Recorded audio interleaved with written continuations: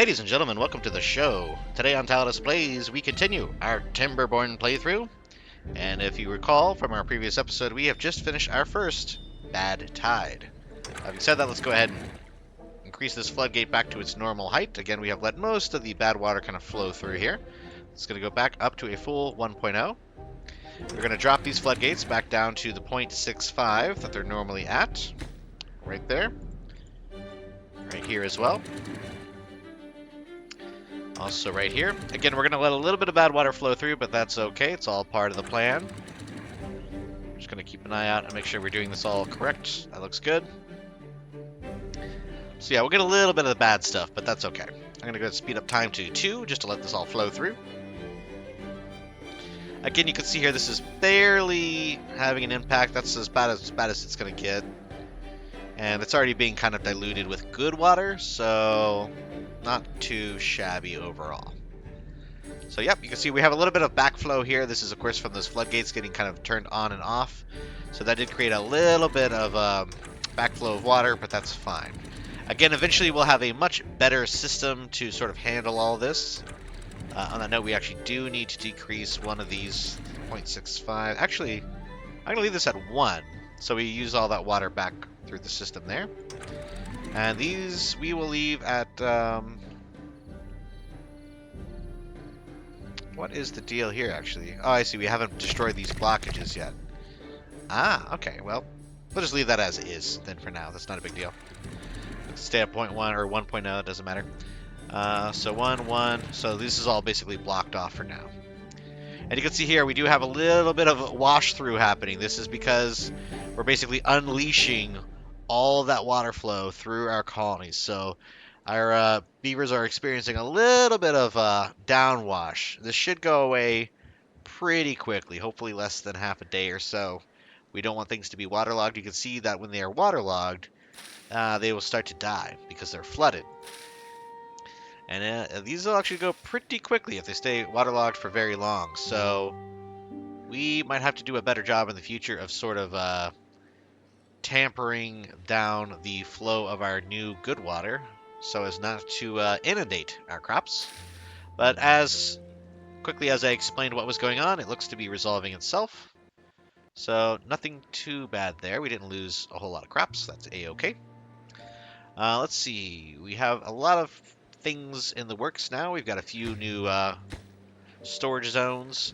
We've got our paper mill milling about. We have the smelter in progress. And of course, we eventually will have some delicious metal to be consumed. We have our workers here gathering said metal from the ruins. The scrap is being transported back over, all the way over. Again, not the most efficient use, but this is very important because this is going to go into these piles here. Scrap metal there, metal blocks here. And again, the smelter will take that scrap metal and turn it into said metal blocks. Right now, all the scrap metal, again, is being used to build the smelter. And again, I need to make sure I prioritize all of these powers properly so that I don't block my beavers off. I think we need to do this one now, so that'll be priority, and this one. And that should be okay. I just don't want to cut them off so that they're not able to continue to build the power shafts to continue our industrial revolution. These water wheels are always completing several industrial revolutions per minute. Ha ha ha. See what I did there? Let me see. What else do we have? The floodgates. So yeah, so you can still see this bad water flowing through. It does look like it's coming through at varying rates. So let's see. Do I have something that is slowing this down? 0.65, 0.65. Again, eventually this will all be automated using automation. And that way I can click one button and say, go into bad tide mode. And all the floodgates will adjust appropriately and automatically. But for now, we need to figure out. We need to put our district crossing in, actually. This is going to be here. We need to clear these trees out. So I will prioritize these just to go ahead and knock those out. Prioritize that one as well. We do need to destroy this bad boy. So again, we're just kind of setting up this metal district over here that we were working on a couple episodes ago, actually. So you can see I have all these things earmarked for destruction. And again, this will be using the underground ruins to the, I'm calling this north, to the north and south of the metal district center. primarily, again, we have all these existing ruins above. I'll stop clicking on them because they do make kind of a horrible squeaking noise. But yeah, that's the idea. We're going to use all these. We have unwell beavers.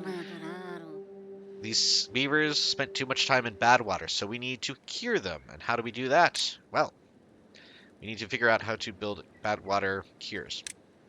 I believe that's either well-being. Let me see. I think there's an herbalist. Yes, this creates an antidote for contaminated beavers. Using, I believe that's dandelions, blueberries, and of course, paper. So we're producing 2 out of 3. We do need to plant some dandelions. So we unlocked that. Dandelions, a bush, yes. So we do need to plant some of these. Let's actually plant them in this area. Yeah, we're going to use this area to plant dandelions on account of, we got sunflowers. So yeah, that's where they're going to go. I have another farmer. Yeah, the efficient farmhouse. Let's go ahead and prioritize this one. And we're going to actually prioritize... Well, I can't prioritize the dandelions. Interesting. Are they not able to be harvested by the farmhouse? Let me see here. What harvests dandelions? Ah, forester harvests dandelions. Interesting. Okay. Very interesting. So we need a forester over here. Alright, well that's not too big of a deal. We'll just slap him down. I guess we could do this. It's not the most efficient. We're losing some access, but that's okay. And again, we can plant more up here if we want, which I probably will do that now. So dandelions. So the forester plants them and harvests them? Interesting. Let's get rid of this one. Okay, well, either way, those are coming along, and then we will put down our little herbalist. Again, we're going to have some... Unfortunately, we might have some casualties from the last bad water. I don't know if I'm going to be able to cure them in time. Herbalist, so we know we want to put the herbalist down. I could probably put him, like, right here, actually. Let's cancel out these crops. This is kind of a waste of space. Oops, crops. There we go, cancel those. Okay. And then, yeah, I just want them near the resources. And again, we do still have delicious blueberries coming in. We'll leave a little gap here in case we want to build something back there. But that's the herbalists. So he'll pull from this big stockpile of blueberries, and then, of course, the sunflowers, which... Actually, that's not an ingredient, sorry. Just dandelions, blueberries, and paper. Paper's right up here. We do need storage for that paper. It occurs to me. Do we store that in the pile? No, that takes a warehouse. Interesting. Okay, so we'll build a big old large warehouse for paper. And we can put that wherever we want. I'm going to put it probably... Well, I don't want to put it there. We're going to be putting a lot of production zones there. So let's clear out some of these trees. We'll put it back here. Destroy, destroy, destroy. What am I doing wrong? There it is. I'll just destroy all these. We're going to be using this area for other purposes. Finally got these done, so let's build our district crossing now. This will be the crucial exchange of goods from one side to the other. Each side has 4 beavers, so you need beavers on either side to make this work. Which means we will start to need beavers on our new district in order to make it work. So we need to make it self-sufficient. So let's lay down the groundwork of that. Where do we want the houses to go? I'm thinking probably up here would be ideal. So actually, let's hold off on building the district crossing just yet, because we want to just work on the construction of this area first. So we'll put houses here. We'll probably bust open one of these blockages to let water flow. Again, that one's bad water. I don't want to infect the whole area, so we might just pop this bad boy, let this flood. It'll drop a tile, so we got to be careful so as not to drain this whole river. But we'll let this flow all the way through here. It'll fill this entire basin very, very effectively. Flow through there. What we could also do is, it might make more sense, is to pop... Yeah, this is on the same level. So we could just pop this one and pop this one, and then it'll fill back up in reverse. The problem there, of course, is that when the droughts or the bad tide comes, it's going to definitely dry up. So we'll need a very kind of a very good surplus of water. The other option is just to fill it to 2 tiles high, which is an option. If we just build this up a little bit, put a little blockage there, we can fill this entire thing up to 2 tiles. Let me see, how would that work, actually? We could build it all the way through here, control the water there with a double floodgate. It would flood the bottom layer of these ruins, but that's not the end of the world. Honestly, we could do that. It would flood this second tier of this entire landscape, but that would basically make this all aquatic farms, potentially. Huh. Take a lot of water to do that, but it could be done. We would have to block off this and that with a double floodgate. And then obviously we'd have to put a double floodgate here just to let ourselves kind of control the outflow, which could be done. And then we could even pop that and control down here. So we do have options. I know I'm kind of talking to myself right now. Why, I'm always talking to myself in these videos, but you get the idea. We have some options. So let's go to 3 speed here. We're on day 5 of cycle 9. We're going to let the beavers kind of do their jobs. We're low on logs, and that is because they all get turned into planks, gears, paper, and treated planks. So until we start filling up these relative warehouses, that's going to be a definitely the short neck or bottleneck, so to speak. And let's put the working hours back to, oh, no, 16 is good. That's the time of day. Yeah, 16 is okay. So, yeah, we're planning that out. We got stuff in the works. We might just have to let these beavers kind of do their jobs for a few days. Keeping an eye on vacancies, because we have 9 vacancies, 10 kits. We got a few sick beavers. Again, to my knowledge, I don't believe the sick beavers do any work. When they are under the weather, they are out of the workforce, and they are straight chilling. Let's check on one of these guys randomly. Can I click on him and see? Contaminated by bad water. Lives in Double Lodge, and I believe... Are you hauling? Are you doing it? No. So yeah, they just kind of hang out, and they are sad, so... Unfortunately, that's not good for productivity. See, I'm keeping my eye on the flow of water here, just to make sure we're not wasting anything. What we could do if we really wanted to is block this off. However, I am concerned that if we did, we would flood our entire zone here. The idea is you could actually get too much water flow, as we saw at the beginning of the episode. So we do not want to flood our little humble beaver colony. I think what we will do, though, is start setting up the network of floodgates to make this work. I like the option of having the double or single tile, depending on what we decide to do. Let's see how that would work. So we do double floodgate. Let's go ahead and unlock the triple as well. Double makes sense for this area, though. So we'll go double, double, and then we'll have to do a single, single next to it, like so. Yeah, and then of course you always want, at least in my opinion, you always want to have a little pathway the same height, just so your beavers can go in front or behind, depending on what they need to do. So we'll do this, just to give them the ability. And of course they need a stairwell to access it, so we'll do that and that. A path like so, so, and so. There we go. That should be enough to access all of the relative building locations. We do need to connect this path to the main path, so let's go ahead and work on that connection. I don't want to waste too much farmable land, but I think we do a path like right through here. Yeah, that's fine. Not the most efficient thing ever, but c'est la vie. Okay, so we got that, and this will go over, and then we'll put a staircase like so, and then another path there. I think that's good. There we go. So that connects. That's going to be the blockage number 1. And then we can build... I don't want to go through the bad water if I can avoid it, so we'll just let that one be its own thing. Eventually they'll destroy this tree, and we can actually start building the rest of this area out. So when they do that, we'll work on this one. So this is going to be over here. Again, we need a double floodgate. We're going to put it probably like so. 1, 2, 3, 4, and then a single. So yeah, that gives us good access there. Again, make sure you can get up the other side if you need to. Can they get down on that? So yes, they can. Okay, so this side, we're going to be going, I think like 1, 2, 3, 4. A lot of movement there, but that's okay.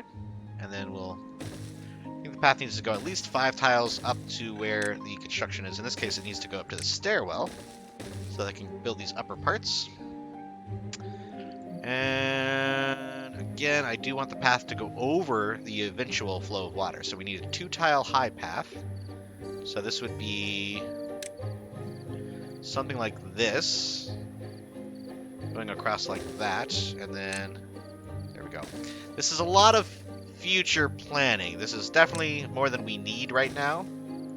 But that's kind of the name of the game, right? You plan it out for the future, and that way you've got it. For instance, this one, I'm just going to get demolished. We're going to put stairs on this side. And then we'll build all that out, connect that, connect this to this, like so. And then eventually, once they clear those trees, that's where these stairs will lead. So that's 1 and 2 done for our double flood system. Again, I knew I put this district up higher for a reason.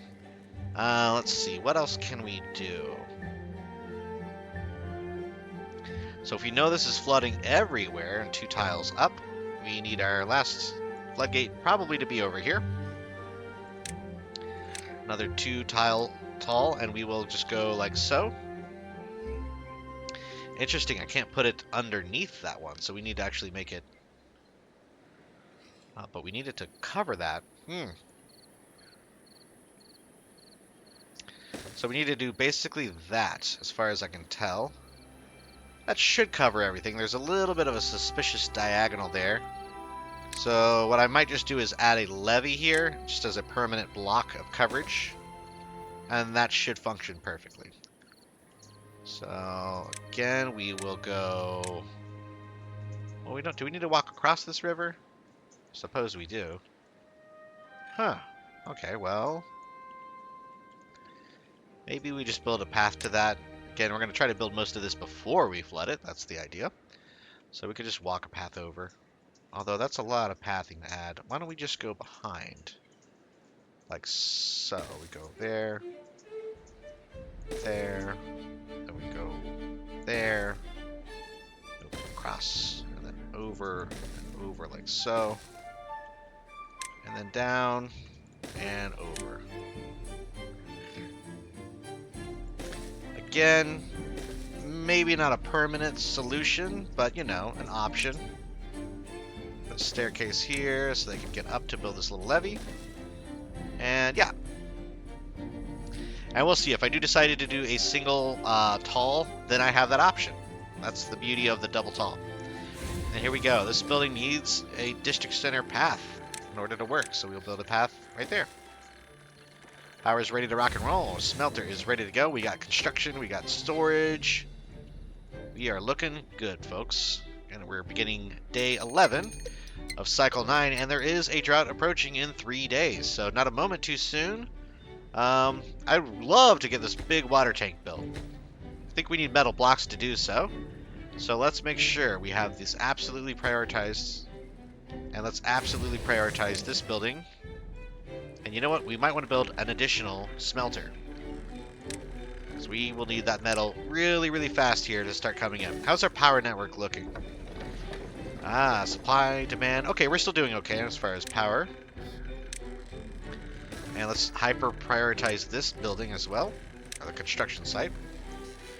Okay, back to full speed we go. Are we going to be able to build enough water storage before the next drought? I don't know. In fact... I think we just might need to build a couple more of these medium tanks in the mid-interim here. Let's build one there for water, and we'll hyper-prioritize that.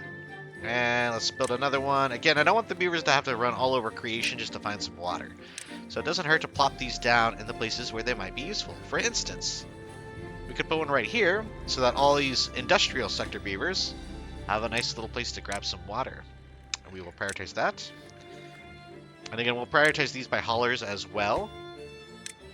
That way they fill those up before they fill all these ancillary ones up. Actually, we're at the point now we can probably deprioritize. Yeah, we've deprioritized these. So that should be fine.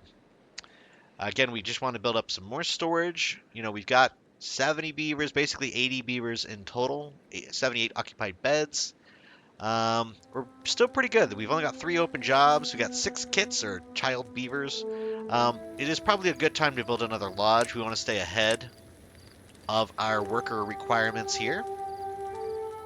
So we can keep going vertical with it. I do like the idea of making this like my little skyscraper in the middle. So we'll build another bed there, or another triple lodge.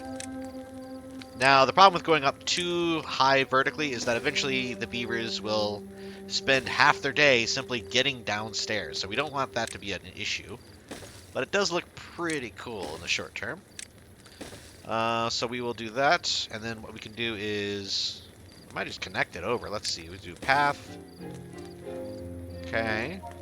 It's the most efficient way of doing this. Maybe triple, and then a double. And then we go path, path, path. Now, again, a smarter builder would be using a very intelligent spiral staircase designed to create kind of a vertical walkway. And we might do that, right? When we get to the metal district over yonder, we will probably build a lot more efficiently. But for now, we're just kind of doing the way things, the way I remember doing them. And then as soon as this is done, I'm sure we're going to need more power, because it's 200 horsepower. The demand will jump on this when these beavers start getting back into work mode, but we'll see. So again, we've made a little bit of progress here. We're planning out. They've already started building these massive floodgate projects, which is going to be pretty cool when it's done. I can't wait to actually flood this area and see how that all looks. Again, instrumental in that will be this exact floodgate here. This exact floodgate is going to be the only reason this entire area can get water. So these 3 little floodgates will determine the fate of the metal district and its ability to output food. Again, I might test 1 level, but more than likely we'll do the 2 levels for the water. But for now, we're going to go back and do triple speed. We got just under 2 days left until the next drought, and we'll see how our beavers fare during the 3-day drought coming up. Or actually, I don't know how long the drought will be. It was 3 days until the drought, so we'll see. That could be a whole different beast. Tank is done. These tanks are being built fairly quick now because we do have planks and gears and storage. Planks actually getting used pretty quickly. I think it is time to expand our logging operation. This is not working here, folks. We need to chop and plant faster than we are currently. But we have a pretty good homeostasis here. I don't see too many bored... Oh, I just got plant 5,000 trees during a single playthrough. That's a nice little beaver-made forest. But having said that, it is time to plant and harvest some new options. We can prioritize the dandelion for this forester. Having said that, we have our herbalist. He's got dandelions coming up once they get grown. And then sure enough, we'll get the berries. We got paper already in stock, and the antidotes are coming out. So sadly, I think these beavers that are currently contaminated are going to perish. But hopefully that'll be the last time that occurs, where we don't have any antidotes ready. And we did clear these trees so I can build my storage for blueberries, dandelions, and paper. Well, let's do that now. I might just build all 3 actually back to back to back, because it kind of makes sense being near the herbalist. Yeah, let's just build them in a row. 1, 2, 3. So we got blueberries. This is going to be dandelions and paper.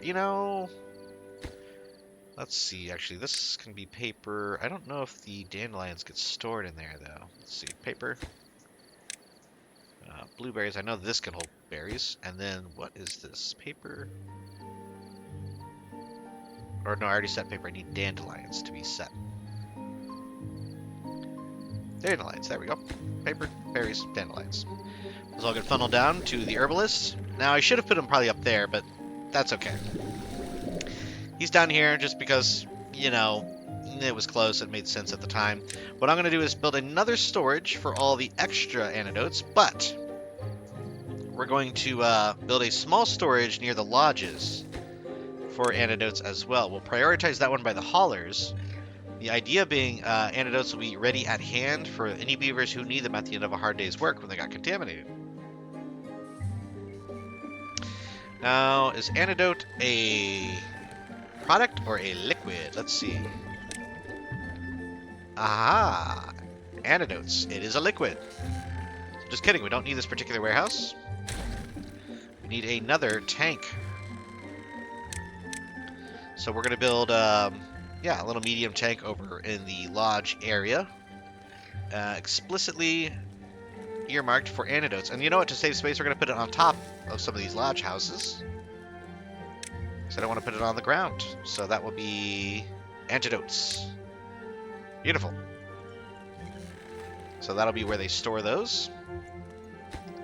Eventually we have that triple lodge being constructed as well. But in the meantime, let's go ahead and go back to fast forward mode. Check our power consumption. Yeah, we're still supplying the demand of the network. It's getting kind of close, though. I think it would probably behoove me to have another lumber mill operational. But it's not that much of an issue. If we don't have enough logs to supply the lumber mill, we don't need an extra lumber mill. So right now, the short term is going to be building a new tree farm. And that might be what I start setting up in this area over here. Possibly right here, actually, because we do have a forester. It occurs to me we could simply plant a bunch of trees here. Let's do more dandelions in this area since we have the space. Yeah, I think that's okay. Dandelions, beautiful. These are sunflowers. This could be accessed by the efficient farmhouse and this efficient farmhouse. Yep.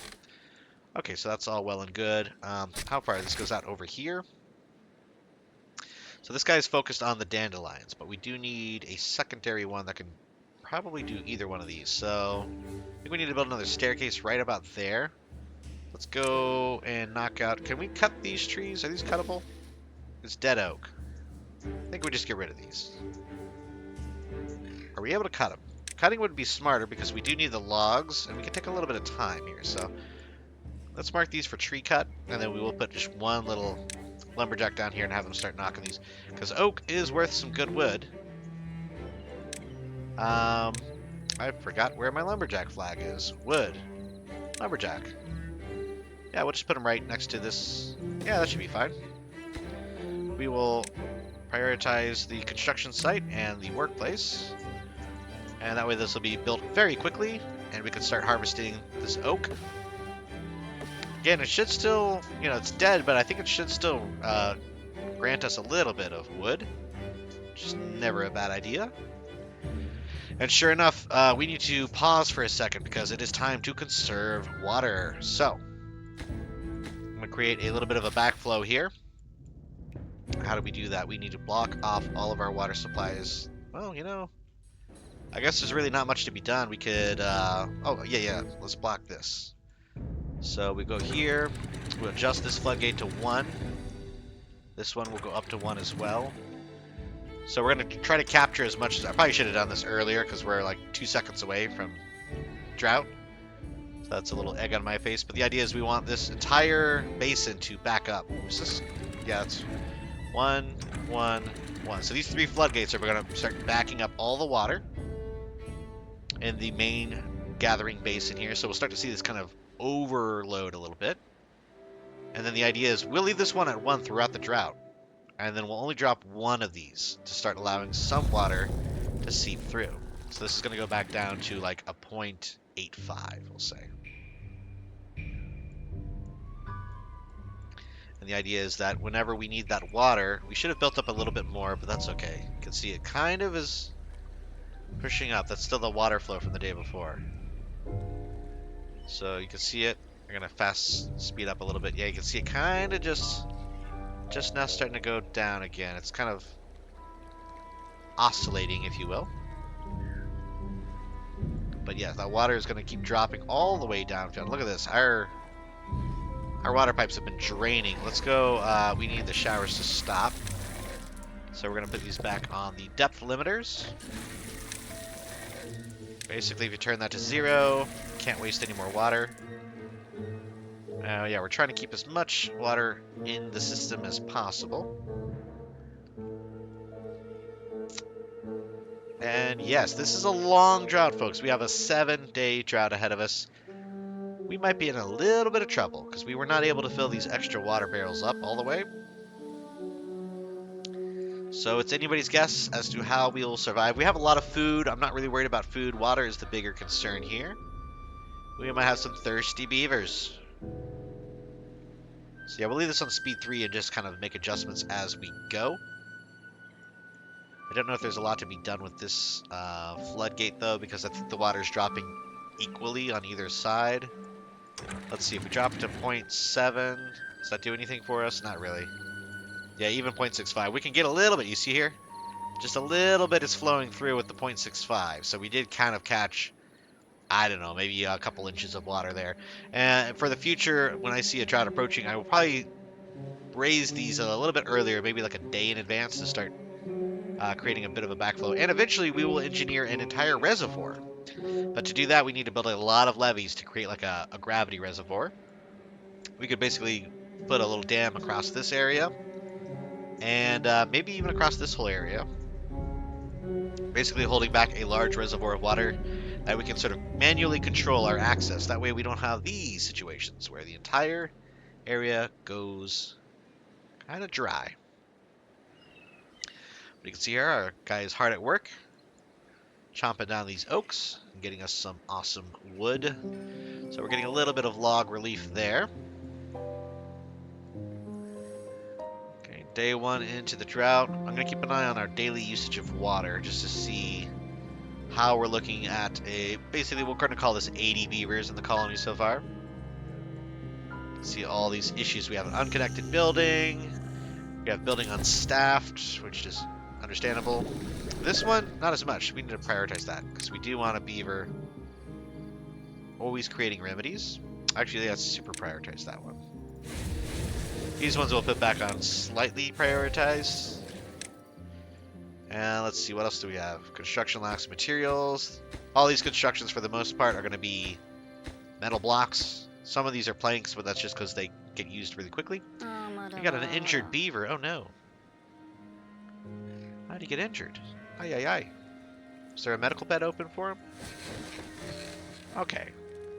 So those are good for injuries. Okay, well, he'll come out and heal himself eventually. We got one really tired beaver here providing the entire power network. It's very limited power supply. We have 1,250 horsepower of demand. We got one beaver sprinting, supplying a good 58 horsepower. So that tells me two things. We either need more gerbil wheels or we need some batteries. So the next big infrastructure project, probably for the next episode, will be to create a gravity battery and a wind power farm. I believe both of those will require some metal. Gravity batteries definitely require metal. Actually, the wind turbines do not. We can start building these now. We could even start building these big ones, too. Let's go ahead and unlock this. We got tons of science. Science is not an issue. Let's just do some math here. These are 1 by 1. These are just 1 by 1, but you can't build them as close, if I recall. These do require a little bit more space between. So let's just see. I'm gonna pause this for a second and see if I wanted to put these. They have to be 2 apart, okay, and then the big ones. Okay, I think they're actually the same distance. So the big ones actually make more sense. They generate more power. What did I just destroy? Oops, I just destroyed a inventor. My bad. Honestly, though, we have so much science. Maybe it makes sense to destroy a couple of inventors. Let's do that. Happy accidents, folks. Happy accidents. So, my apologies to Archimedes, but you're screwed. Fans of Archimedes will appreciate that joke. Alright, so we're going to go ahead and let this go on speed 3 for a little while longer. And see what happens here. 871 water. We are only, 7 days, so we just finished. Let's see, 7, 6, 5, 4, so 3 days in. Ugh. Seems like we're using about 150 units of water a day, so it seems like maybe I would say about 2 units per beaver per day. 3 more days, 80 beavers, 160 times 3. It's like 480 units. Okay, so we should be okay on water, but it's going to be cutting it close. If my calculations are correct, we should be okay. It's about 300 left to spare. Got to remember, though, there's a day of water flow before it even gets back to the pumps. And look at that. It just goes at night. We just drop water supply. That's gnarly. We did finally finish building the big tank here, though, so that's good. That'll be the main priority. So the idea is they pump, they run it to the main tank. This will supply the subsidiary tanks. But that is the first priority. Fill that up, and then we kind of go towards the coastline with our water supply. I don't want to stack up too much more work for the beavers. They are doing all sorts of things. Eventually, we're going to start getting the bad water stuff going. And we're just going to have to do without power. The problem is, without power, we're not producing all the resources that it takes to build all these fancy buildings. So we're kind of in limbo there. There are plenty of low-tech buildings that they can work on, though. We got some floodgates, other water tanks. Of course, they can keep farming. And once this intrepid lumberjack finishes whacking down all these oak trees, we'll turn this into a proper tree farm. And as I say that, it looks like he's just about done. So let's go through and we can say plant us some oaks. Yes, that's what I want to use. Everything should be oak for best return on our investment. And this guy should have access to most of that. We do need to clear a little bit of space for one more, and we need to add at least a couple. Okay, so hold on. Let's pause, and we will clear a couple of these for lumberjacks. And then these... We're going to clear this area, actually, just for other industry buildings. And let's see. We need our forester here. We'll do here, and then, yes, we need to clear this area for a staircase. So we'll go like so. Not the most efficient design, but I've made worse. Staircase. Plant more trees on this second tier as well, so that's the idea. And of course, the relative lumberjacks. So this guy can chop everything around him. So can this guy. Okay. I think that should be sufficient. We have enough coverage between these two guys. This one is going to help cover a lot of that area. This one will help cover all this upper area. And we're going to go all in on oak for the wood factor. Let's see here. I think we can go all of that area can be oak. Oak trees as far as the eye can see. So this should solve a good chunk of our current log jam, pun intended. We have a bottleneck when it comes to log production, and these should solve it. Look at that forester, hard at work. This is already the forester over here. These dandelions are all dead, but there's no reason that these oaks can't start growing. And yeah, not too shabby. I would like, so the problem is that these all get drained out. So we need to create another floodgate here. This is the water pumping area, so this again kills all of our crops. But if we put another floodgate here, we can actually retain a good chunk of water and maybe keep the dandelions and at least these wild blueberries alive.